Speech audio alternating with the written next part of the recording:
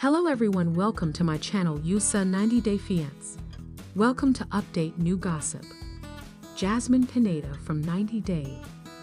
The last resort may need to think about divorcing Gino Palazzolo if she wants a future with Branis.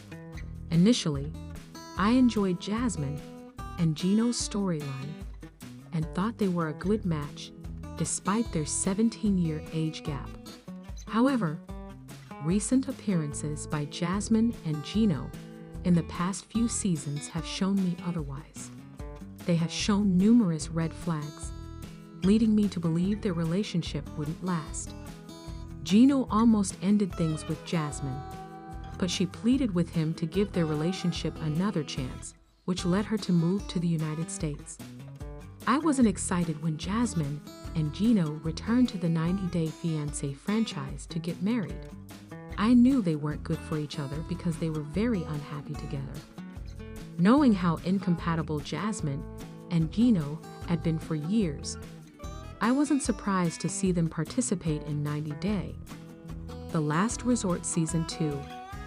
I was certain they would break up, which is what happened on the show. The only thing that shocked me was the way the two broke up, with Jasmine proposing an open marriage and later on revealing her pregnancy with Matt. I was surprised when Jasmine introduced her friend, Matt, stating he was only her gym buddy. She didn't say much about her relationship with him, but it became evident when she announced her pregnancy at Tell All. Jasmine's co-star, Rob Warren, publicly expressed his disgust.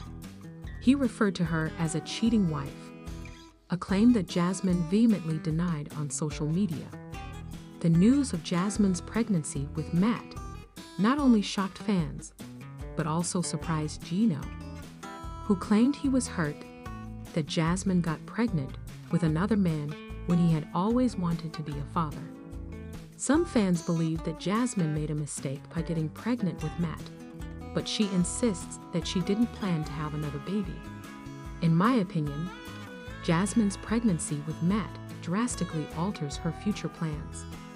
The pregnancy also seems to put an end to any chances of reconciliation with Gino, leading me to think that Jasmine should file for divorce and move forward with her life.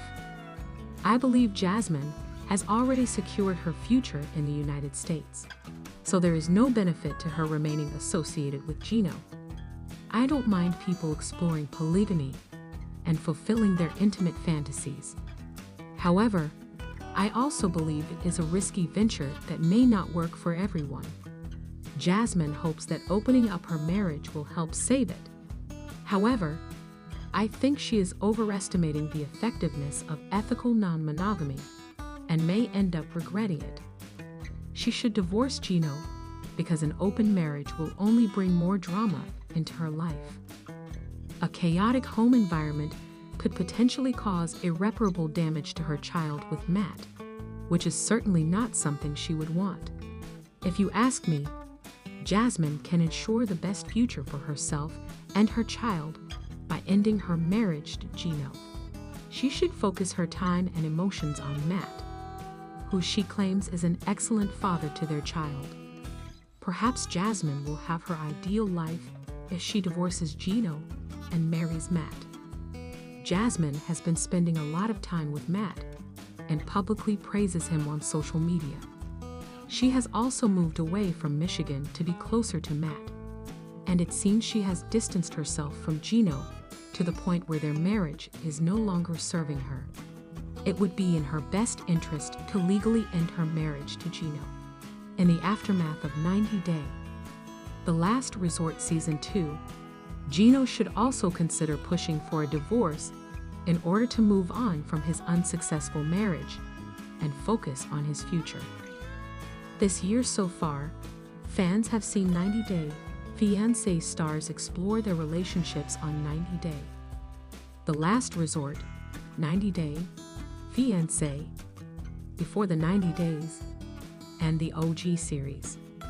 Now it's time for the 90 Day Fiancé franchise to release another season full of drama, and here's what I'm hoping to see on the 90 Day Fiancé: Happily Ever After spin-off.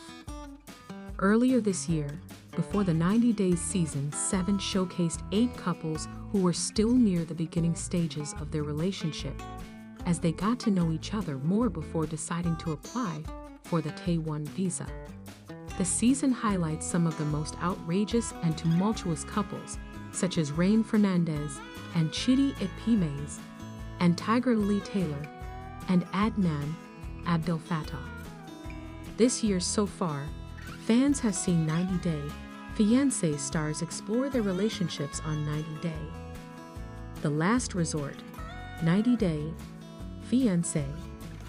Before the 90 Days and the OG series, now it's time for the 90 Day Fiancé franchise to release another season full of drama, and here's what I'm hoping to see on the 90 Day Fiancé: Happily Ever After spin-off. Earlier this year, before the 90 Days Season 7 showcased 8 couples who were still near the beginning stages of their relationship as they got to know each other more before deciding to apply for the Tay-1 visa. The season highlights some of the most outrageous and tumultuous couples, such as Rain Fernandez and Chidi Epimes, and Tiger Lily Taylor and Adnan Abdel Fattah. In The Last Resort, 6 franchise couples attended a retreat in hopes of repairing their relationships. The season ended with only half the couples recommitting, and is still currently airing its tell-all. 90 Day Fiancé Season 11 is still in its early stages, but has already created an uproar with some of its newest stars and their storylines, such as the throuple Inni, Amani, and Matt Jalassi, or the Colt Johnson-like Mama's boy Greg Chalik. However, with The Last Resort ending, it'll be time for the franchise to release another season for one of its spin-offs. The Happily Ever After series will likely return later this year, and here are some of the major storylines I'm hoping to see. The Happily Ever After spin-off differs slightly from the rest of the series because it highlights couples who are usually married. Occasionally, stars like Big Ed Brown and Liz Woods appear on spin-offs despite not being married. But the series is often the most appropriate place for long-term or regularly reoccurring franchise couples. With that being said, I'm looking forward to seeing some of the 90 Day Fiancé alums reappear on the series. More specifically, I'd like to see Jasmine Pineda and Gino Palazzolo and Brandon Gibbs and Julia Truckina to see how their relationships turned out after The Last Resort. Currently, The Last Resort is airing its tell-all, highlighting the major differences since the season ended. For example, Jasmine is pregnant, Gino's not the father, and they're separated. At a similar token, Brandon and Julia seem to still be struggling after The Last Resort. Brandon thought he was making consistent efforts to live up to his promises, but he felt like Julia cared more about her own desires, like bringing her parents to America. However, another reason I would love to see more of Brandon and Julia in particular is because they haven't appeared on a more popular spin-off in a few years, so their return would be enjoyable. They have appeared on smaller side shows like 90 Day Diaries in more recent years, but watching them in their full element in The Last Resort was a nice blast from the past. I'm sure many long-term fans like myself would enjoy watching the couple in their environment and getting a first-hand glimpse into some of their problems. As entertaining as some of the older couples can be, their storylines and antics can sometimes get played out.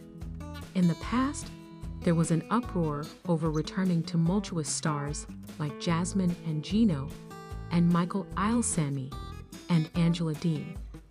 Between their seemingly borderline abusive antics and the repetitiveness of their issue from season to season, fans grew tired of their inappropriate behavior. While I enjoy these couples more than not, I can also understand the annoyance. As a result, I would love the return of much newer franchise couples. For instance, I think Tiger Lily and Adnan would be great additions to the Happily Ever After spin-off. The couple got married in Jordan on before the 90 days and became pregnant quickly after. At the tell-all, Adnan was in America, their son was born, and Tigri's mindset seemed to change to be more aligned with her Muslim husband's point of view. Now that they have their son and Adnan is in America, appearing on the spin-off would be a great opportunity to showcase just how successful, or not, their relationship has been. I would also love to see if Tigri is really more on board with Adnan's rules and culture, or if their relationship is just as shaky as ever. Via and Sunny from the same before the 90-day season would also be great candidates, as they have been involved with some interesting rumors since filming ended. Supposedly, Sunny and Via aren't together anymore, and Via married her dog sitter. Via reposted the social media claims, but those posts have since been deleted. I'm not sure if the rumors were a big ruse to get more eyes on their experience, but the spin-off would certainly bring the truth to light. Overall, I think a good balance between new and old couples would help the 90-day Fiancé, Happily Ever After spin-off thrive the best. With some couples and storylines becoming repetitive, the newer couples would offer the show more balance. At the same time, though, some newer couples aren't as interesting or still have the same issues as their previous appearances. So having some alums, especially ones that haven't appeared as frequently, could offset those issues as well. However, I think the couples listed here specifically have a lot more of their stories to share and more to offer the franchise. In the end, these 90-day Fiancé couples are still ingrained in my brain, and I need to know what happens next.